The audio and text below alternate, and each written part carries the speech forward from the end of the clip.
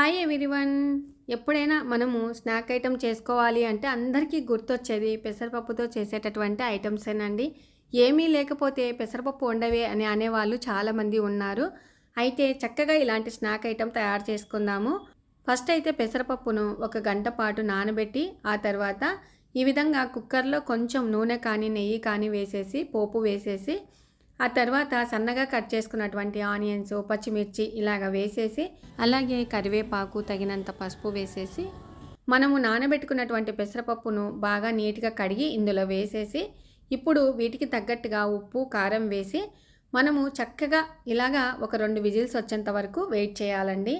ఇంకా ఆ తర్వాత విజిల్ పూర్తిగా పోయేంత వరకు ఉండకుండా ఇలాగ విజిల్ తీసేసి మనము ఈ విధంగా చూసామనుకో పొడి పొడిగా గోలింపులు తయారవుతాయి. ఈ స్నాక్ ఐటెం ఎంతమందికి తెలుసు అనేది తప్పకుండా కామెంట్ చేయండి. కామెంట్ బాక్స్లో మాట్లాడుకుందాం. నచ్చితే లైక్ చేయండి, సబ్స్క్రైబ్ చేయండి.